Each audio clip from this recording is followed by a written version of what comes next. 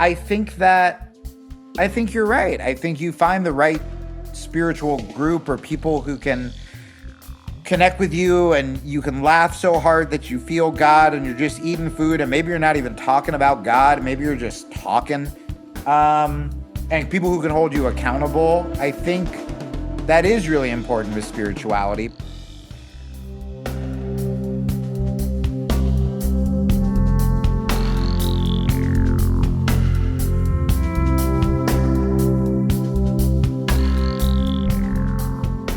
Hey everyone, it's Raghu, and I'm here with Jamie Kilstein. And Jamie, we haven't done this. I look back in about a year.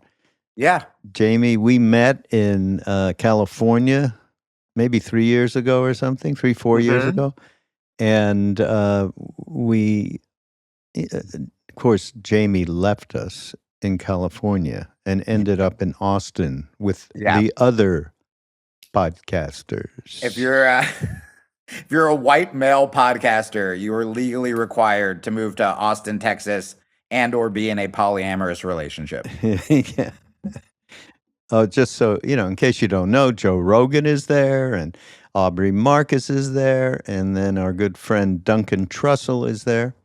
Duncan, bringing the light. Yeah. He's the best. How are you doing over there, by the way? Good. I feel like every time I talk to you on the podcast or in real life, I'm having a different spiritual crisis. You've kind of become like the sort of like dog whisperer for comedians who are desperately trying to know God in a very ungodly world. Or you could say a plumber. You have a crisis. What do you call a plumber? That makes more sense. Just or an electrician. One of the two. Unclog it. Yeah, but I feel like too with the plumber thing, it's your answers are always so. You're just like, have you tried flushing? And we're like, oh, it's just it's all love, and then we just flush, and then right. check back in a year. Yeah, well, I mean, I'm obviously we've talked. We hadn't talked in quite some time, but the last couple of weeks we've been chatting. And I don't remember what we did a year ago on the podcast. I think it was soon after you had that lovely experience in Hawaii with the Hare Krishna people. Yeah, is that right? And this time it was Christians in Austin. And then every time I text you, I'm like, am I going to go to hell? Can I just listen to Ram Dass? Can that just be it? And just meditate to Little Jack Cornfield and not have to immerse myself in like this larger, scary structure.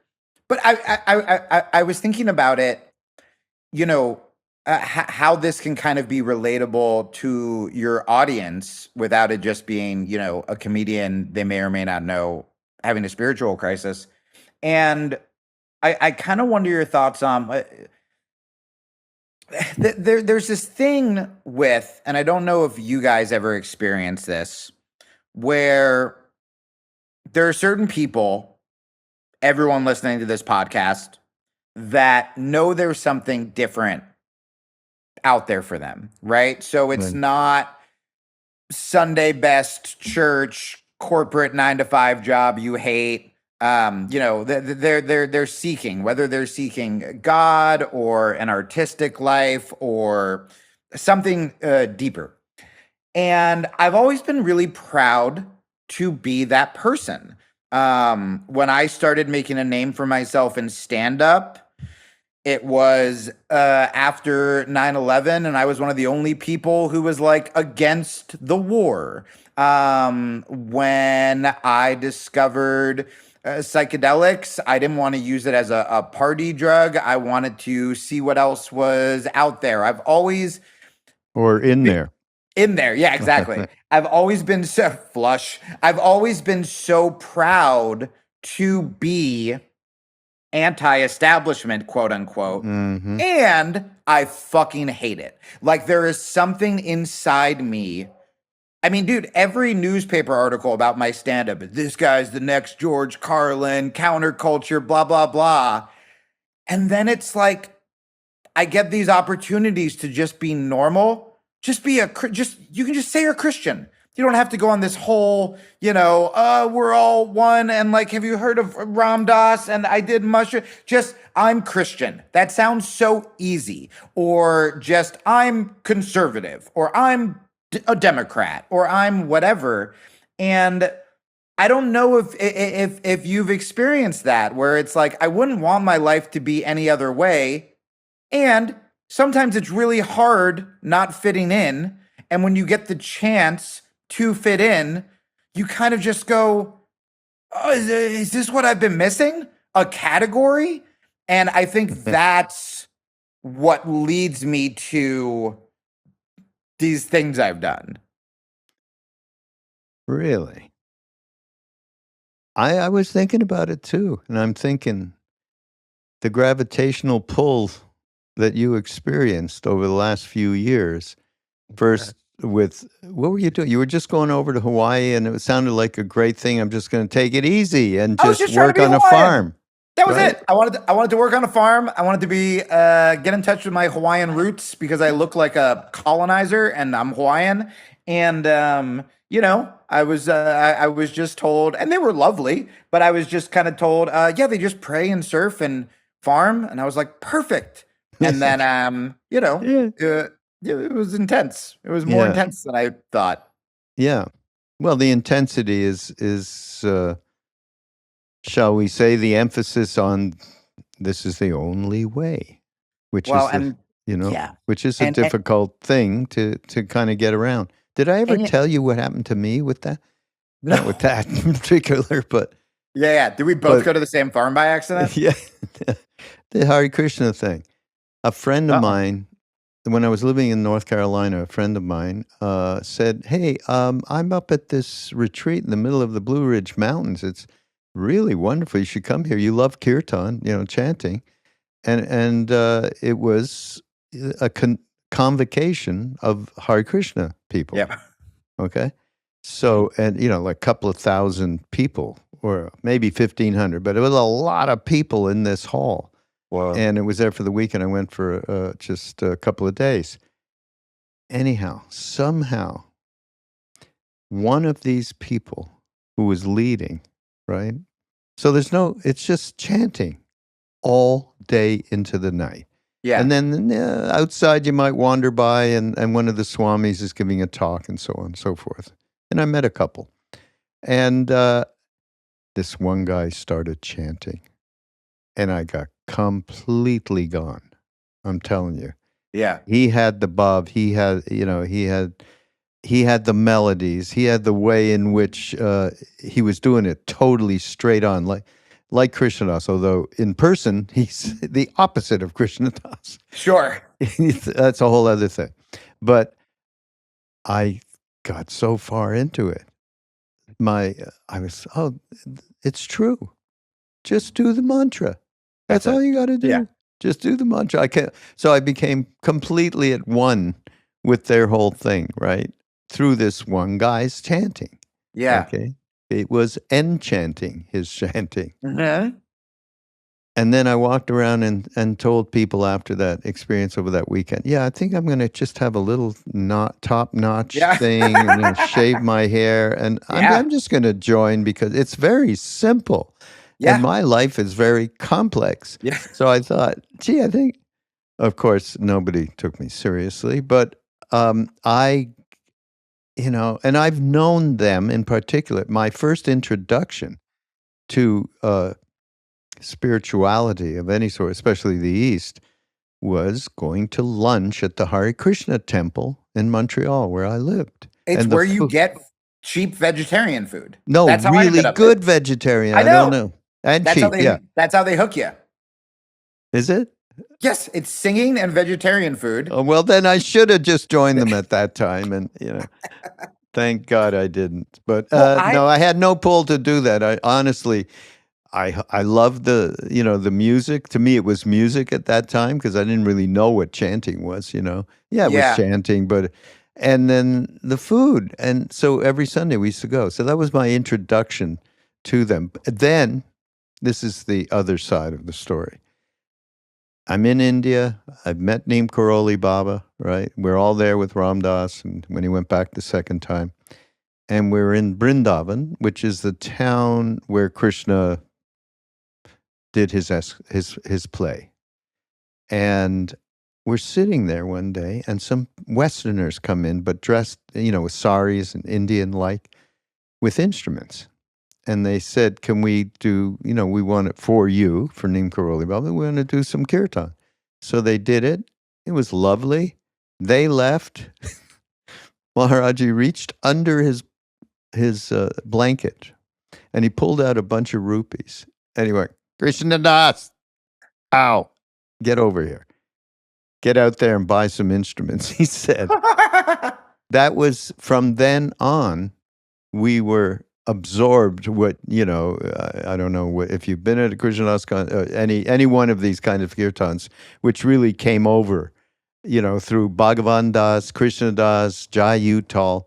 And that was the beginning of that moment. It was because of the Hare Krishna people. He said, "Get some instruments now." Wow, that's so funny, man. Well, so okay, I have a theological question for you because essentially, and I want to circle back to like the Christian thing, but so what happened with me was, I mean, we talked about this on the first podcast I did with you, but in short, I was like an agnostic. My stand up was very pro gay rights, against organized religion. So I got kind of like recruited by the atheists. The atheists were my first Hare Krishnas. No vegan food. They're not a lot of fun. Certainly no music. And I get recruited by them. And I start doing all these big gigs with like Christopher Hitchens and all the big atheists. And it was kind of I didn't love it. I stood by what I was saying, about how organized religion can be so repressive and oppressive. And then, cut to COVID, cut to I'm by myself during quarantine. My cat just died. Valentine's Day is coming up. I'm super depressed. And I go, this seems like a great time to do mushrooms for the first time. And so I do get a bunch of mushrooms. The only reason I knew of Ram Dass is Wait. That was the first time, and you're talking 2020? Yeah, well, I did it when I was like 16, but it was more like Wow, we I had a didn't know little that. mushrooms and a little weed, and I don't even know if I took enough to, have an experience or Yeah. whatever. Wow. And then I was just kind of afraid. I was like nervous. And so I thought that was the time. And I don't think I did tell you this, but I heard of Ram Dass because of Kelly Carlin, who's George Carlin's daughter. Yeah. She's great. I know Kelly. And because I was alone during COVID, I was like, you're supposed to do mushrooms with like a friend. And I don't have a friend, but I've heard this like Ram Dass guy is chill. And so I put Ram Dass on, I put the movie on, the Becoming Nobody. And, God was nowhere on my little intention list. It was like, deal with being alone, deal with cat being dead. That's it. So that was kind of my plan. And so I have a whole thing with the cat. That happens. Then I just am completely gone. And there's a moment in the movie where bing, the meditation bell goes off, and I am just unbeknownst The end to of the me- movie, yeah. Yeah, and I am on my knees facing the mountains with my arms wide open, going, I am open, I am open, I am open. And then like I kind of was like, what am I open to? And I was like, God. And then that became sort of, I should read this Ram Dass guy and figure out the God thing. Wow. And so that's how this all started. The Hare Krishna thing, essentially I was just kind of struggling. I was really depressed in Austin.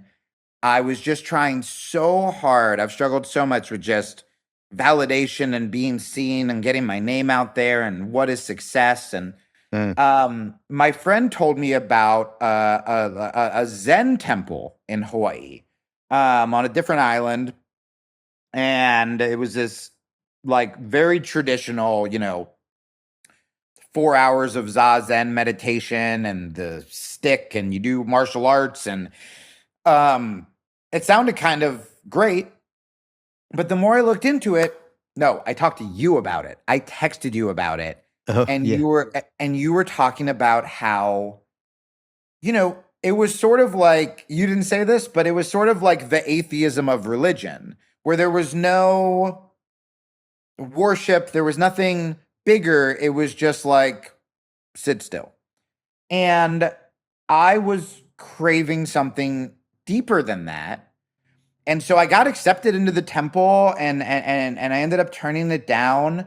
And so then when this like Hare Krishna offer came, I and this is, I have a theological question. I hope this helps someone else in your audience and people don't think I'm an idiot, but like, to me, I didn't know the difference between that and what you guys were doing, because I just went like Hindu, vegetarian, kirtan. Like, to me, I just associate kirtan with all of you guys. So, and so that's why I went. But like, what is, and they read the Bhagavad Gita and they read all the things.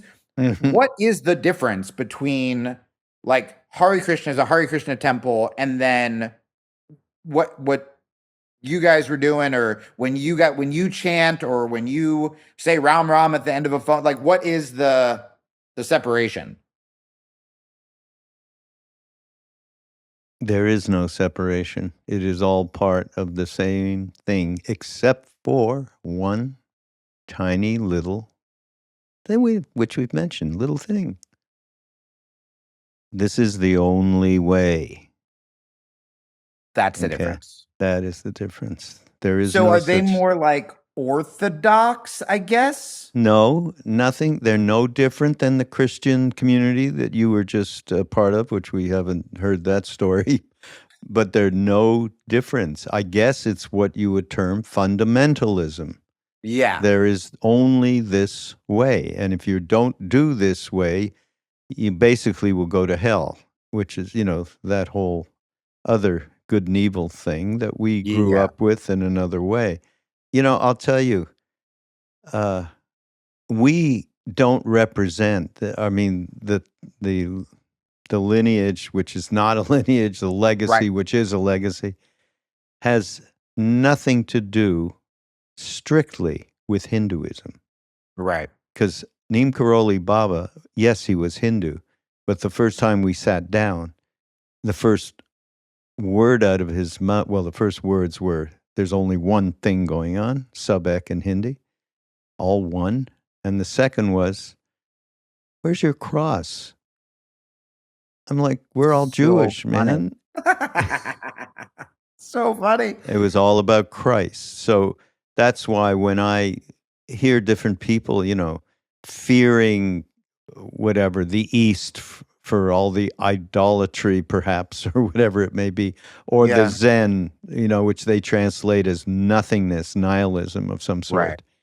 sort. So the reality is, I am a complete devotee of Christ. I consider myself related to him, that part of the only thing that's happening, which is one.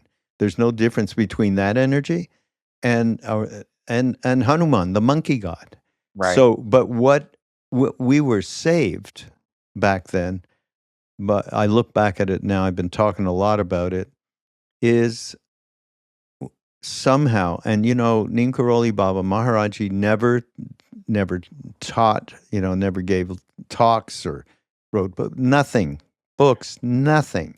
He would just play with us basically and say these aphorisms. Sabek, there's only one going on. Hanuman and Christ are the same. And we came to find all of that. But the one other thing that we found, without him actually pushing us one way or the other, was discriminating wisdom through Buddhist practice. That was a huge thing.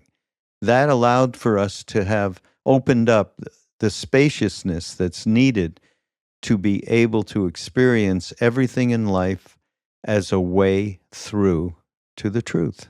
Dude, Period. I a quick Buddhism thing, and then I want to get back to Maharaj-ji, which is like when I was at my most hardcore of Christian, I was afraid to meditate. You know, even pastors who do talk about meditation, they always have to do this Christian preface where they're like, I meditate, but like in a Jesus way. Like anytime they say they're doing something fun, there has to be like, I listen to music, but just worship music. And they have to just be like, don't worry. And so I like stopped meditating for this year that I was, and again, I love Jesus and I'm still there, but you know, this year I called myself a Christian. And then when I started meditating again, I was like, guys, there is so much noise in my brain. And I hear so many people go, oh, I was walking down the street and I heard the Holy Spirit tell me to do stand up. Or I was in the park and Jesus came down and said, you know, reach out to your aunt and you and whatever. And I'm like, I don't hear shit. And I realized that in order to hear the Christian Christ, I have to do the Buddhist meditation to calm down my human brain. And the fact that there are so many Christians that would say, don't do yoga or, you know, don't do this. My poor wife, we set up a little altar and she's Christian. She was raised very legalistic. And she's like, is there another word for altar? She has no problem having pictures of Ram Dass and Maharaj-ji and all this and lighting incense, which she was scared to light incense the first time. It was like the first time I did drugs. She's like, is this okay? And altar is just because she has baggage, not because she, you know, it's that was demonic or that was whatever. And so using these practices, it's not driving me further away from Christ. Maybe it's driving me further away from these restrictive legalistic Christians, but it's bringing me closer to him. And the thing I wanted to say just about Maharaj-ji real quick, and I mean, you know this, but I think that it's easy to get swept up in all of the really cool stories about him, you know, the taking all the acid or the miracles or him showing up in these different places. But I just want to say, you guys we're so lucky, not even because of all of that stuff, but it is so rare to have a spiritual leader, guru that can take from all of these different religions and can present it to you as all one. Like that to me is almost more of a miracle than the fucking miracles he was doing. Yeah. You know, like I'm yet to find a pastor who's like, oh man, you should do this Buddhist practice. Or have you ever heard of Hanuman? Or, you know, like you said, like there's a lot of Hare Krishnas that they're not going to be talking about Jesus. Or, I mean, even Buddhists can be. It's everywhere. Hindus, every one of them has that possibility. And it's born out of fear. Yeah. It's just born out of fear. But wait, you aren't any of that. How did you, what happened with the Christian thing? Because, you know, I mean, we're all in fun. And I loved how you went to Hawaii and got embroiled in that. And you're suddenly on a farm and it's all beautiful until it's not. But the Christian thing. Yeah. I mean. Yeah. I feel like I'm like you guys, where I'm a spiritual seeker, but I took every wrong turn. Like you guys have this great story and like podcast network and Ram Dass is, and I'm like, oh, I have the same amount of, I will put forth the same amount of effort, just incorrectly. Well, I mean, to be honest with you, it is still to me something I'm proud of. And it went like this. So the first time I heard Jesus, this is going to sound hyperbolic, but it's not, talked about in a positive way was Ram Dass and talking about Maharaj-ji. And it was so wild to me because I was so just anything that had the word Christian in it, I was just completely turned off. I came to when I was doing political stand up, when I was becoming politically aware, it was under the Bush administration. And so my representative of Jesus was George Bush. And I don't care. Wait. Explain that out. What? Well, I never went to church. I didn't have a ton of Christian friends. I was raised Jewish. That's a And whole other sure. sigus, by the way. Yeah, What that'll do you be the mean? How next. does George Bush become Jesus, though? Because he was the one, no, not Jesus, but he was the one talking about Jesus the most. When I heard the most I've heard someone talk about Jesus was the religious right under the Bush administration. That was such a huge part. That's when the whole gay marriage debate started. There were people saying that the war in Iraq was a crusade, like all of this really creepy Christian nationalist language. Mm-hmm. And so I never, read the Bible or went to Bible school or, we celebrated Christmas and Hanukkah and didn't go to synagogue or church. That was just kind of how I was raised. And so suddenly I'm hearing the most about Jesus from these psychotic war criminals. And so, and I've said this before, but I don't care how good your band is. If the only person hyping that band is George Bush, I'm not going to listen to that band. And that is how I felt. So I just assumed if you were Christian, I'd never heard of a Richard Rohr or, Pete Holmes was the first Christian I ever met, and he was already long gone by the time we met.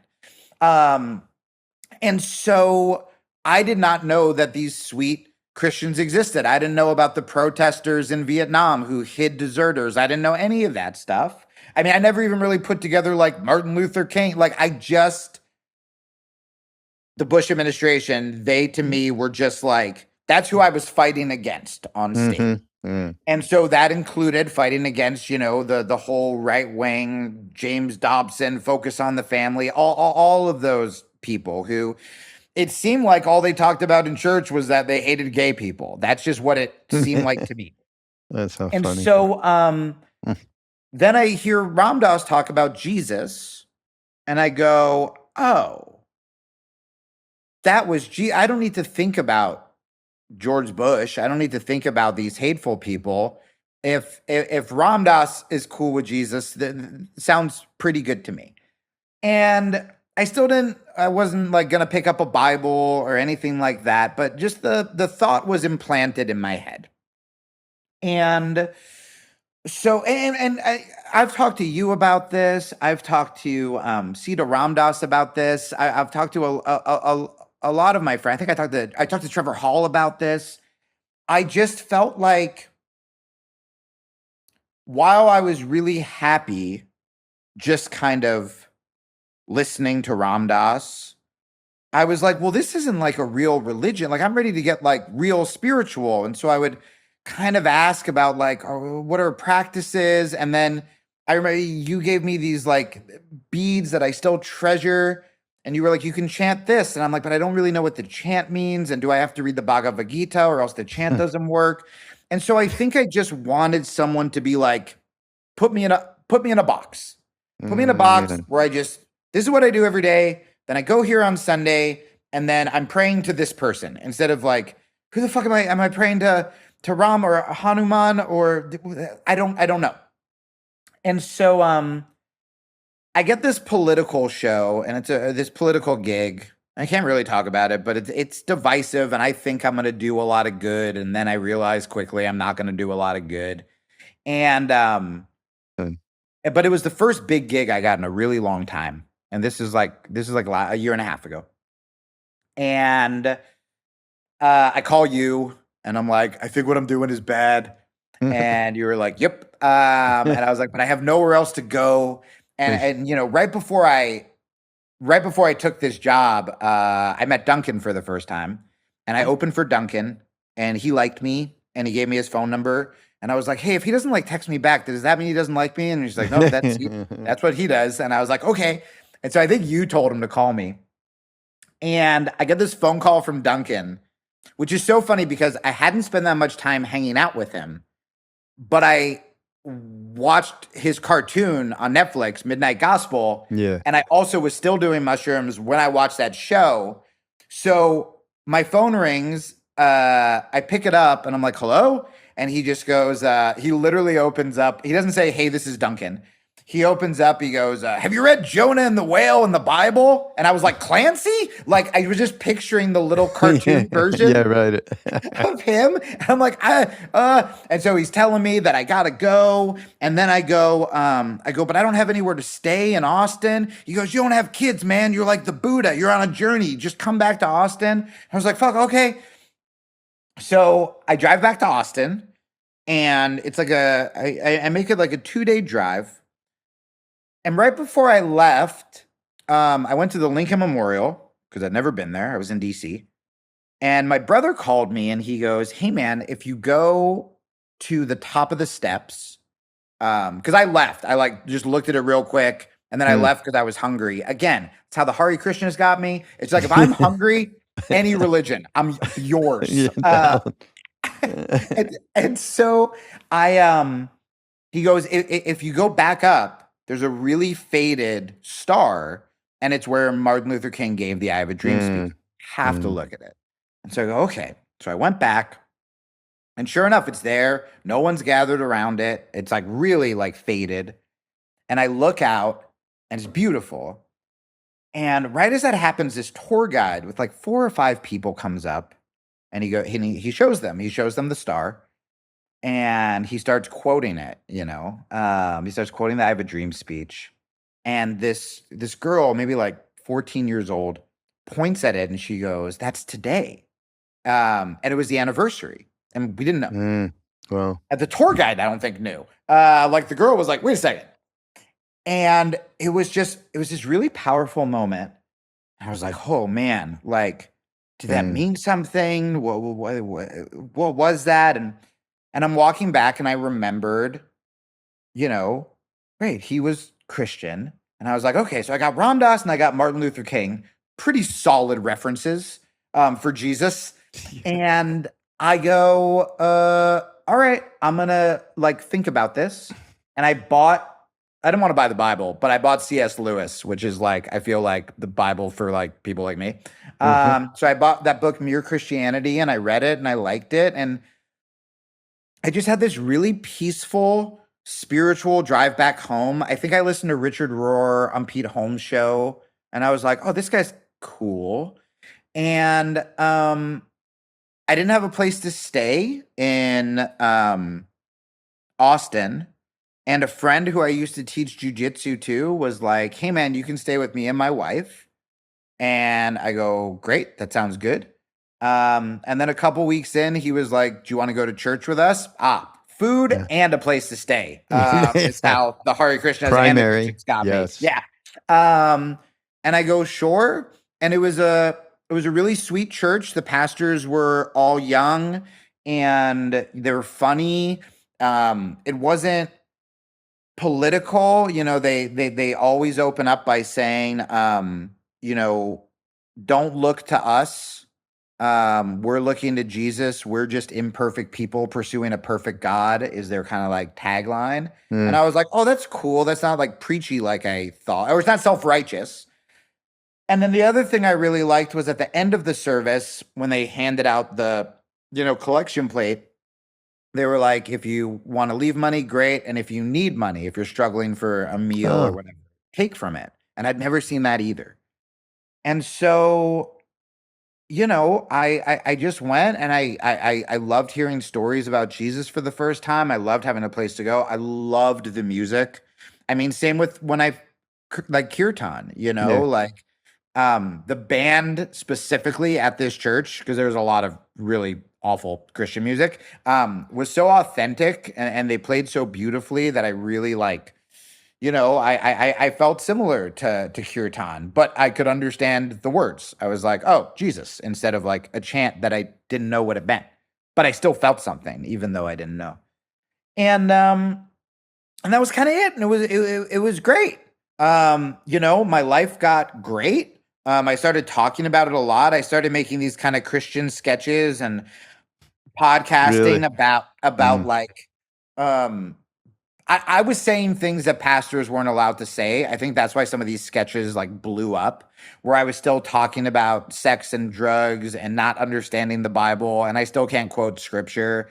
And people liked that because I think a lot of the problem with modern day Christianity is they're just kind of, I mean, they're preaching to the choir a little bit, right? And they're trying to sound infallible when the reality is Jesus came down and hung out with the fucked up people.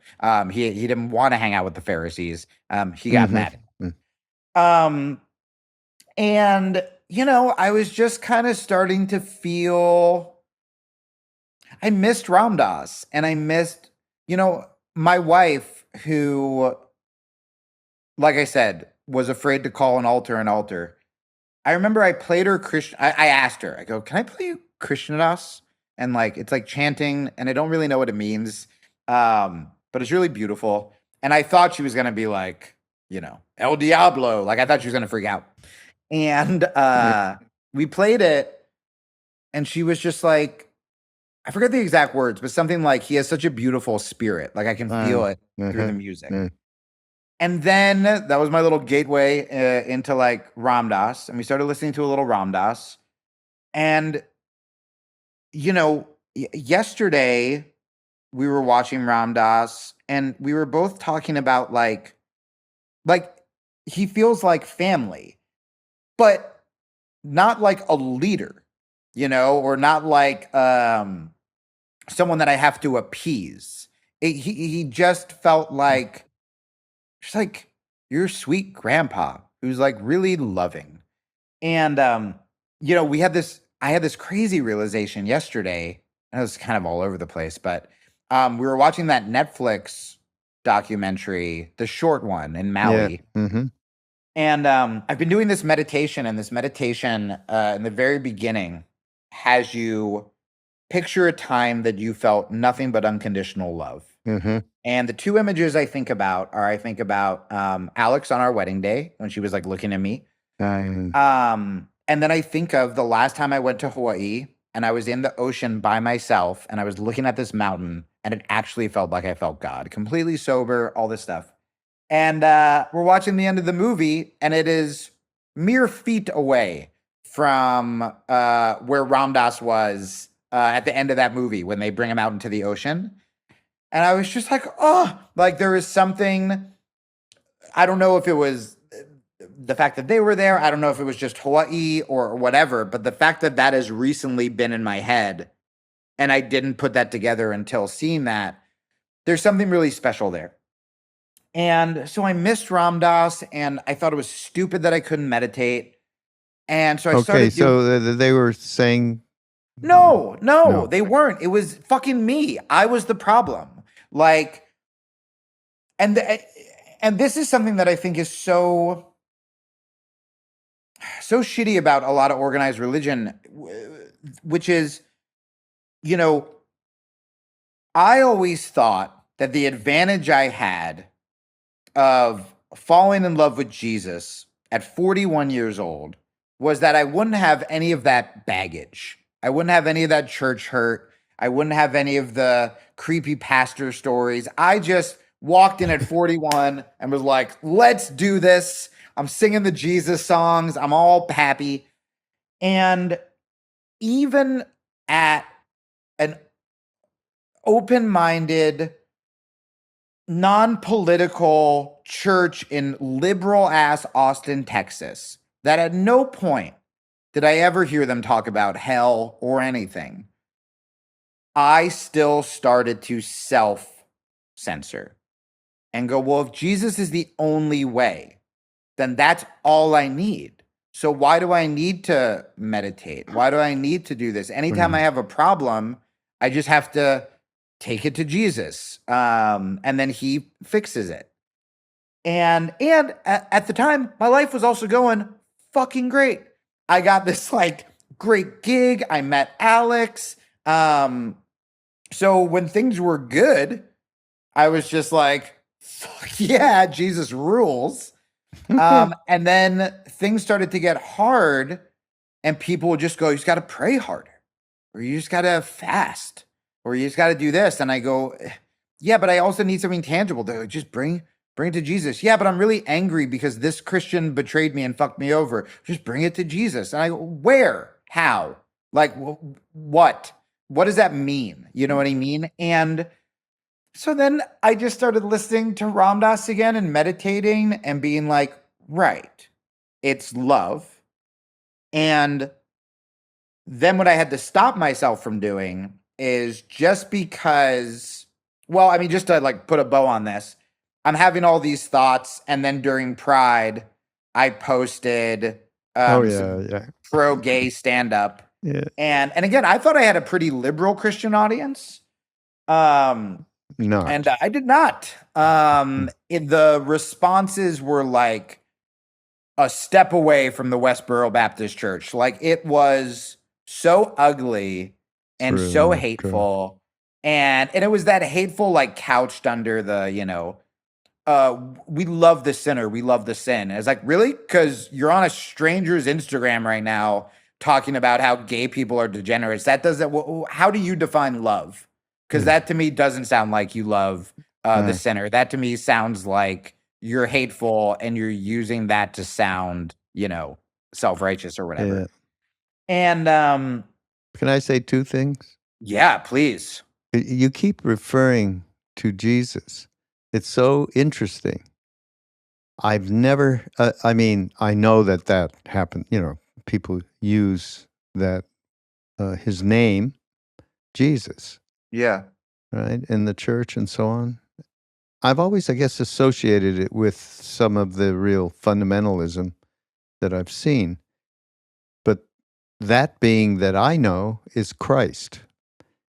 And the Christ is beyond the Jesus, if you know what I mean. Sure. Maybe I'm just making that up, but in fact, with Maharaj-ji, when he would refer to him, well, mostly it was, did you read his book? It was that kind of reference. It was like that. I love but it. I've always related to Christ. I've never related to Jesus. I don't know. I've never thought about it really until now, but since you've been over and over referring to that being as Jesus, it was like, that's weird. It's I only know Christ. So I'm kind of the opposite. So to me, I think like the Christ sounded so much more, and maybe we're just talking to phonetics and just like no, and it's what one thing means to me or you. It's like completely ridiculous. No. But I want to know what you think the difference is, because to me, and again, this is nothing theological. This is just like my heart. Like the Christ sounded like the Left Behind series. He's coming back with fire to, punish the sinner. See that.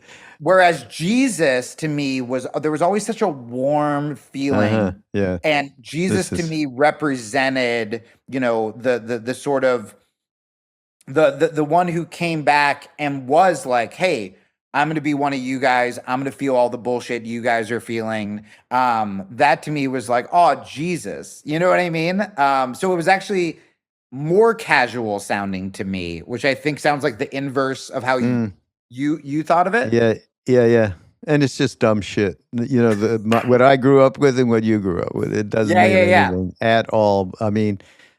What's interesting is he did come into your life. And at the in the all oneness of it all, there isn't any difference between him, and Hanuman and Ram, Krishna, Buddha. To me, Maharaj-ji, there's no difference. It is all that one. I've experienced it. My big experience I had was with a Tibetan Lama, a 16th Karmapa, who I met one day, and in that meeting, completely realized, holy shit, this is the same thing as that other thing, named Karoli Baba. Yeah. So I experientially have an understanding through that meeting of the reality. There is only one thing. It's obviously Maharaj-ji saying it was extraordinarily powerful, and I experienced that with the monkey god Hanuman, and I wasn't into any of that stuff, by the way. going? Nothing really. And so, so that seems to have happened. It sounds like great, having a relationship with a being of unconditional love. Let's just call it that. And Yeah. the other thing is everything. The most important thing, the Buddha even said, take refuge in the Buddha, the Dharma, and the Sangha. Right? Those Mhm. are the three refuges of Buddhism. And in a conversation with one of his disciples, Ananda, his closest disciple, which he said, which Ananda is what's the most efficacious of the three refuges? And Ananda said, well, I think it's the Sangha, the community. And Buddha kind of went, yeah, right on.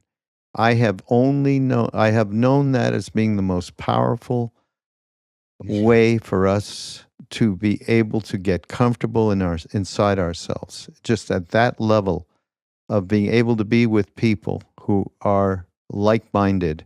And and this has been told by Siddhi Ma, who was very close to Neem Karoli Baba. It was a saint in her own right. Out and out said that. You Yeah. want to get close to the divine? Get together, have food, chant, whatever. So this is It's interesting you say this. This isn't what I was going to say about before, but this is fascinating to me. So, Wait, I have to say the ending of what. oh, So yeah, yeah, I sorry. thought that the gravitation field for you, as we spoke of earlier, with and the Hare Krishna people over in Hawaii, the Christian people. I mean, it was certainly there was a pull to be with people in that way, quote unquote holy way. Yeah. And, that's something deep inside yourself and all of ourselves that we really, find ourselves in situations where, unfortunately, sometimes we don't have the right discrimination when we get with a particular group for one reason or another, or we just need a lesson. In your case, that seems to be the case. Yeah. And, so those two things, you got hit by this force called Jesus. Yeah, to me, it's the whole. When I say Jesus, I think of fundamentalism. It's so weird. Look what happens to the I think brain. that It's was crazy. Christ. That's Yeah, hysterical. it's so We great. should rename Yeah, him. yeah. Yeah, so yes. And especially I don't think anyone did this on purpose or like to take advantage of me, but man, do Christians love a former atheist, Mm. where so I was being treated like a rock star. Uh, And which is, that's good too. A little ego rub little doesn't hurt. ego boost, little like, hey, nothing in your past matters. The half the apostles were fucking murderers. You're good, and I'm like, I'm good. And all these big famous pastors started like following me on Instagram, and it Oh, for didn't Christ's feel sake! like I was like money, money, money. Like it didn't feel like I was selling out because what I was feeling inside was love of Jesus. What I was talking about on podcasts, there's not like a Christian phase of Jamie being like, the trans people. Like I was still very much me. Um, but I definitely, like I said, started self-censoring. And what's fascinating about the community thing. So I got really mad about the homophobia on my Instagram page. So in comedian form, I like tripled down and I made a post that said something like, um, you know, I would like to see more Christians outraged about that Pastor Robert Morris, who he was Trump's spiritual advisor, but also the spiritual advisor to like a bunch of like more liberal seeming pastors. And it just came out that he was raping a 12-year-old in the 80s and that the church was like covering it up and all this horrible stuff. Uh, So I'm like, hey, maybe let's get more upset about that than a fucking pride flag, And I thought that that was uh, the least controversial stance of all time.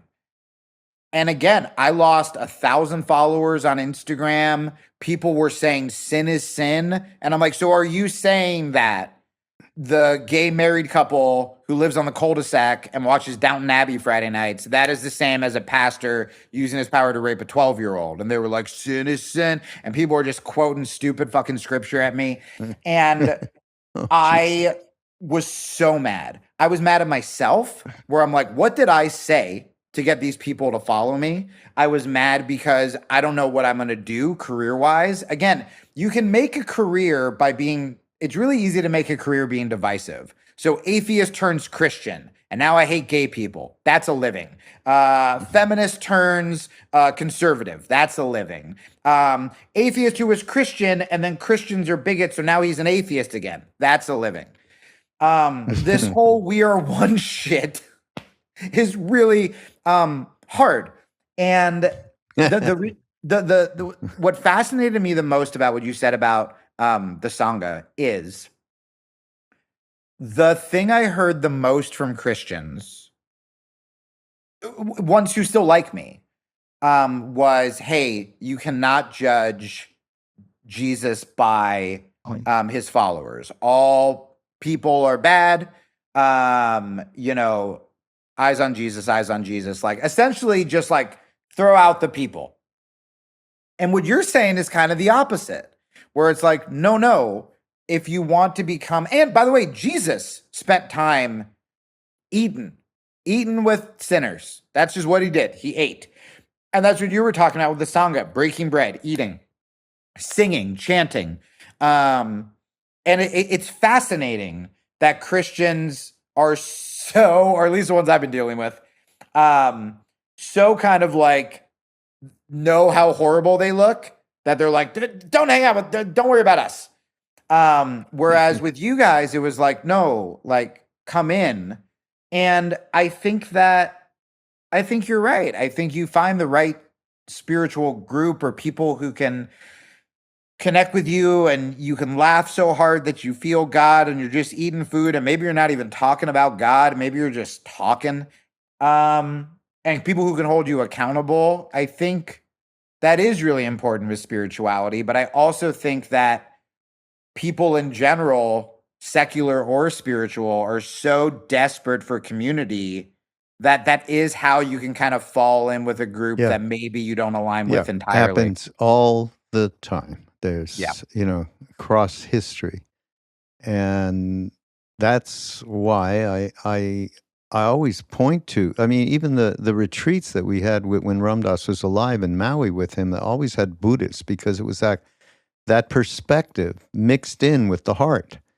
Yeah. You know? So I think you're far less wont to go astray when you have that kind of discrimination.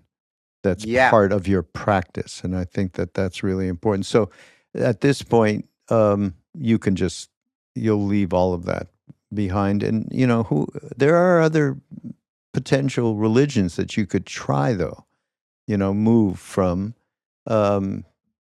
Maybe Shintoism is something you could move towards. What's Shintoism? Oh, is that Japanese? Yeah. All right, I'm listening. Since you're into martial arts, this could be what? I said, do they have food and a place to live? I'm not sure about the food. All right. But I want to read something to you. Yeah, please. That I'd found. Do you know who Pema Chodron is? Love her. Okay. All right. So we're good.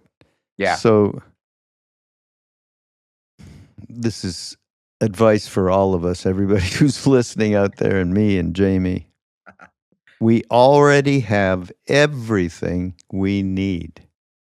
There is no need for self-improvement. All these trips that we lay on ourselves, the heavy-duty fearing that we're bad and hoping that we're good, the identities that we so clearly and dearly cling to, the rage, the jealousy, and the addictions of all kinds never touch our basic wealth. They are like clouds that temporarily block the sun, but all the time our warmth and brilliance are right here. This is who we really are. We are one blink of an eye away from being fully awake. Well, clearly that lady's going to hell. Clearly That's that it's lady, God, she's it's so something. beautiful, and I just I think it's going to be a practice to be, there's part of me, I'm more confident than I've ever been in my life when people say, Jesus is the only way, and I heard him or I encountered him. And I never felt that strongly until recently, where I feel like God does want me in this Christian space or whatever to talk about all of this, to talk about the beauty in all of these other faiths and practices. And I feel really confident. And at the same time, it is really scary. It's scary. And I only did this for a year. I mean, again, my wife, her whole fucking life, people listening who are raised in the church. I mean, so much more baggage, especially when you're a kid and you're being taught you're going to go to hell and all this stuff. And I was just a year at a pretty liberal, chill church. And the first time I chanted with the beads again, I was like, is Jesus going to be mad at me? And I'm 42, and that is a real thought I had. And You watch Becoming Nobody and you listen to Ram Dass say over and over, it's just a thought. It has no fucking reality. It is just a thought. That's good. That builds into this wonderful story that you tell yourself. This is who I am. The Pema Chodron said, identity. It's like, you should listen to me and Duncan in that the movie of me to the movie of we. It has when we talked, I have it up on my browser. I was supposed to take a road trip this weekend. So we talk about that. I'm very excited about that. All right, I have one other thing. I think this is, in terms of, Pema lays it out. Yeah. In terms of our reality, that we are truly brilliant. Our deepest nature is kind. It is generous, all of that, right? Yeah. So, but here's something I did a podcast with a woman named Amanda Gilbert many years ago, and she wrote a book around kindness, okay? She said, the moment I began to welcome my unwanted guests, I mean, mind bullshit, etc., with kindness, sending metta towards each thought, feeling, and corner of sadness in my heart, is when I felt the first taste of real healing in my life. Meeting what is present with kindness teaches us the profound lesson of letting go into our human experience, even into all of the unwanted stuff. Ultimately, it gives us the resources of compassion, big-heartedness, and inclusivity, so much so that I've come to call self-kindness a practice of radical inclusion. Cool. That is some great advice, absolutely 100%. Because I think if we do this kind of a practice, you just had that thought, dark thought, and all day long, dark thought. And you invite it in, and you're kind. Okay, poor Jamie. Yeah. Still got this. It's nice though.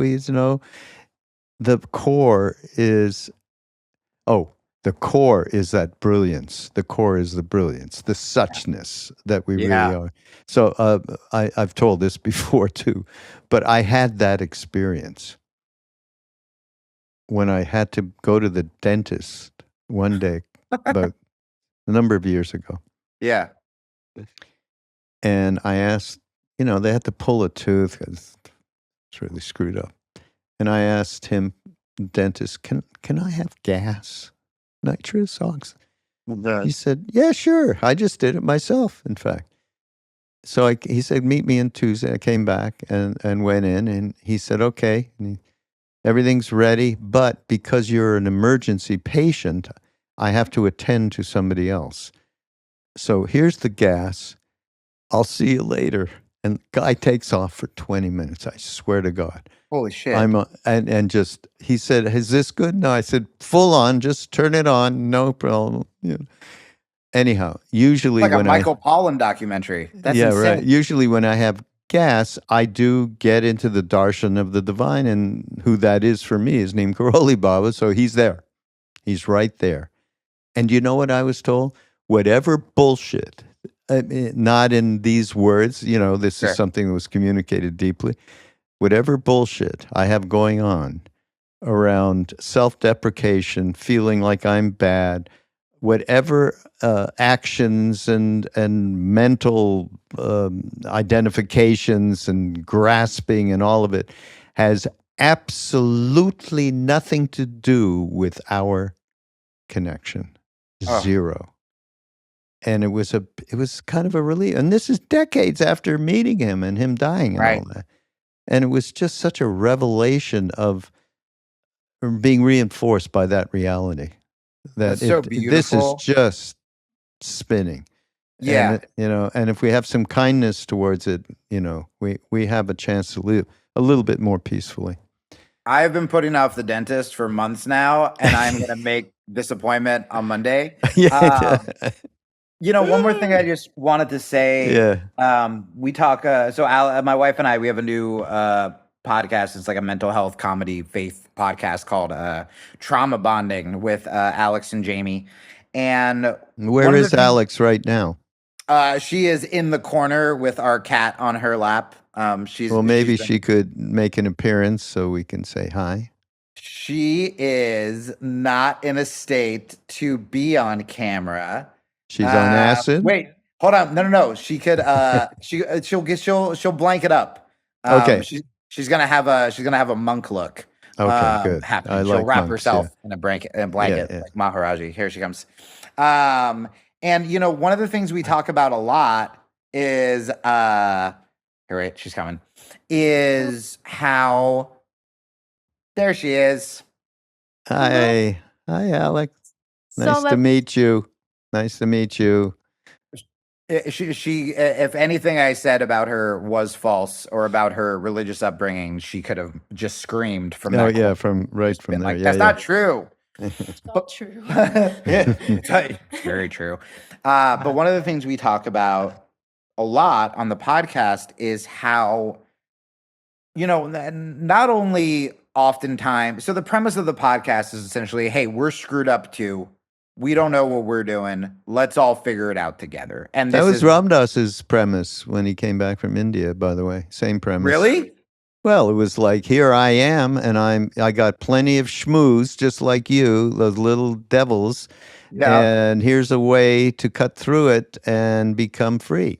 Basically, that's what he was doing, I got to get to the cut through it to become free part, because I'm very good at being like, here's what's wrong. Yeah, we all are. That's why Well, and what we talk about so much is that, like, it not only is it hard, like you were saying, to see those feelings and welcome those feelings with love, but it's so easy to get addicted to the negative feelings. Yeah. It gives us a big boost. It's a rush. Which is all wild. of it. By the way, it's not, forget love. Really, I think kindness is such a fabulous way to look at our, the crap that goes through us all the time. To be able to look at it kindly. Right. Love is unconditional love is the only love. And that's why that practice of Ram Dass is loving awareness, moving out of your mind story into your center of your being in your chest, is really a great practice. But that's a practice. But kindness, we all have been kind, and people have been kind to us. So it's easier to really, use that as a way, as some kind of leverage over this radical crap. Yeah, well, but that is not nearly as exciting as No, I know. being a depressed, spiraling. It's like I know I should eat salad, but also what if I ordered a pizza and ate all of it by myself? And it's it's wild because it's so counter. Like it's just not logical. Why would you get addicted to these things that ruin your life? But we all have patterns of I keep dating the same toxic person, or I mean, dude, before I talked to you, I was so depressed, and I started to go after being really happy for a long time, and I started feeling that sort of rush of, ooh, when someone asks me how I'm doing, I'm gonna go, things are fucking hard, man. And like that becomes addicting. And it Yeah. should be the opposite. It should be easier Mm. You to know be what? kind to yourself. And Yeah. it's not. Yeah, but there's just it's an easy turn. That's what Pema Chodron said. Addictions. We're not talking about heroin. We're Yeah. talking about. I did a podcast with Gabor Mate, the famous Yeah. psychiatrist. He's great. He he put me on the couch during the podcast and Oh, said, what were the things that you formed some kind of habitual stuff in you when you were small, and the fears. And I went through this whole thing, and it was all about how um, what I used to treat myself so that I wouldn't be afraid, and I wouldn't be hateful towards myself, and so on. And I had one routine, which was football. yeah. I used football, playing football, watching football, Yeah. immersed in football. I mean, I'm young, like around early teenager. Anyhow, it was terrible. It was right in public. I had this whole thing that Gabor Mate got me completely transparent. It was nuts. That's But great. yeah, but the reality is that it's just a small turn. So yeah, it's true that these things are, they get a hold of us because they're so powerful, and they bring to us what we're habitually used to, which is it's fun to stomp on ourselves. It's fun Yeah. to talk to ourselves in a way that you would never talk to somebody else Yeah. ever, you know. Yeah. Yeah. And when people are like, well, you just gotta, think positive and envision yourself with millions of dollars or with this, and you're just like, I can't pay my water. Like, and I think that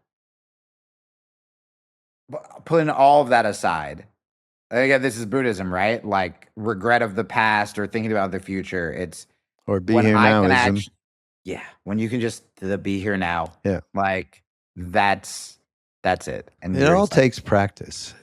yeah, And that's the thing. However you like to do it, you can do, Christian hymns. It doesn't matter what it is. It's a matter of getting out of that story and identity for a few moments, yeah, where we're speaking from our true nature rather than from our fucked upness nature. yeah. And also, like, I think that one of the sort of themes of this, and for me, is you don't need a category. And isn't it so much more exciting? Religion's the only thing. Like, if someone like with music was like, I only listen to Bill Evans, you'd be like, he's great, but that's weird, or It's like not just bad that. though. It's not bad. No, Bill Evans is if you're gonna pick one, that's a good. That's yeah. He'd be in there. yeah, Absolutely. he's definitely a one. But like this, it's so much scarier to go, okay, I'm going to take from all of these religions and all of these faiths, and it shouldn't be. It should be so much more beautiful and easy. Man, I mean, it may not sound this way to your listeners, but I feel so much lighter, you can attest, since I stopped going to church. And not because I was fucking up, not because I was like, cheating on my wife and drinking, but just being able to be open again to everything. I mean, the true, like Yeah. doing So mushrooms, looking at the mountains, saying, I am open. yeah. I didn't say I am searching for one box to be put in. I was saying I am open. And I think I just sort of the humanness of wanting to fit in You was just know, searching. yeah, yeah, the humanness, that's beautifully put. I mean, and so this didn't work out because it was restrictive, and you're not restrictive. And No. that's a reality. You know what happened to me once? I went with a good friend of mine in LA to a Passover Seder.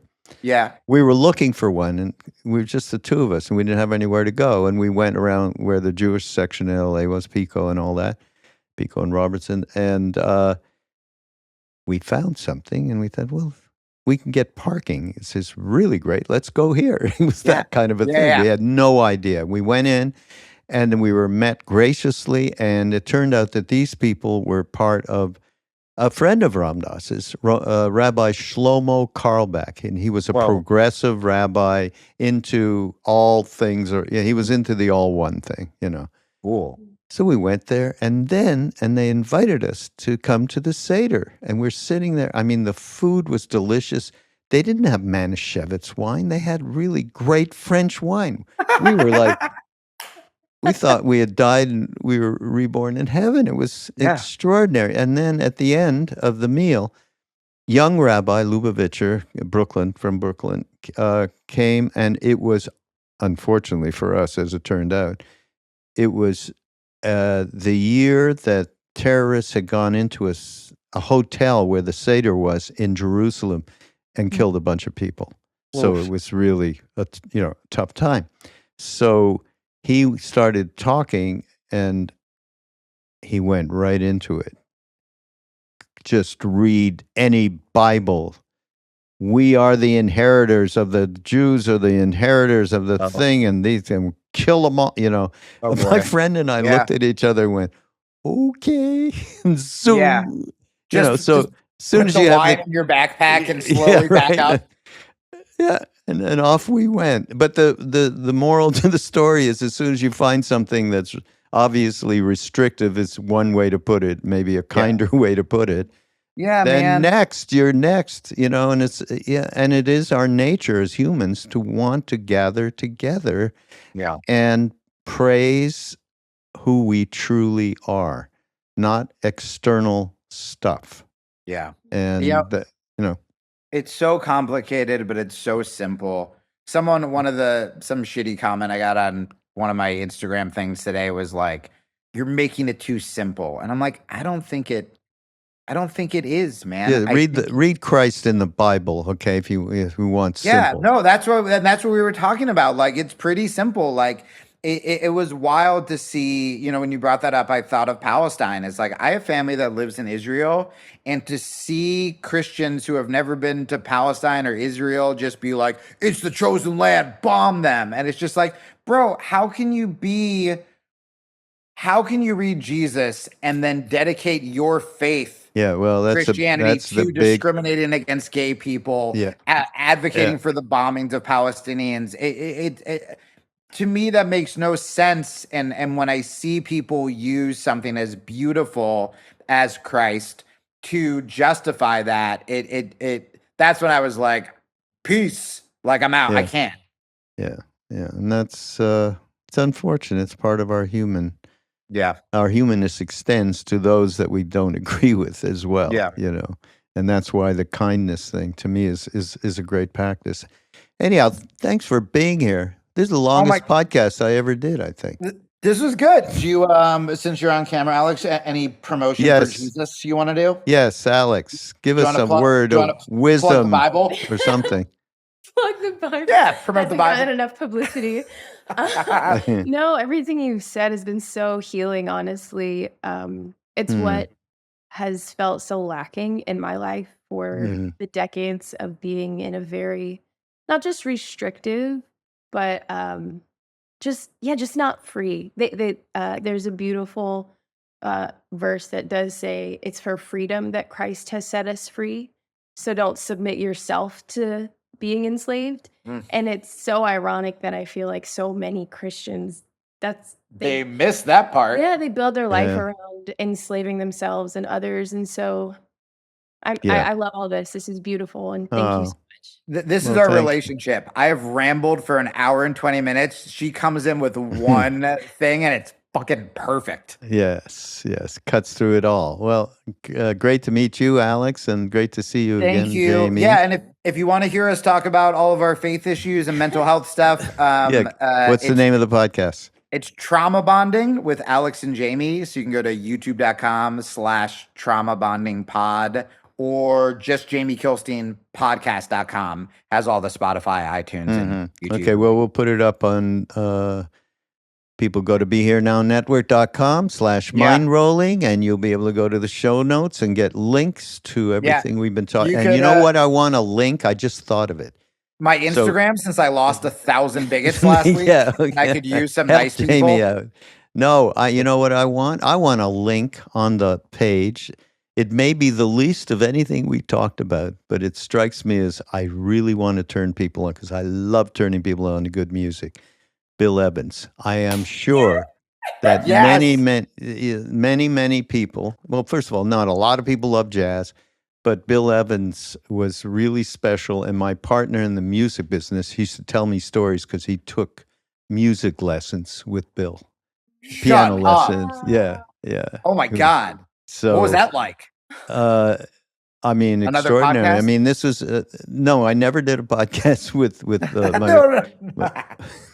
Anyhow, let's get everybody who's going to do the show notes. Let's get a link to Bill Evans. And what's your favorite Bill Evans album? I usually just pick a random one on Spotify, but I don't have me one too. I don't. You do.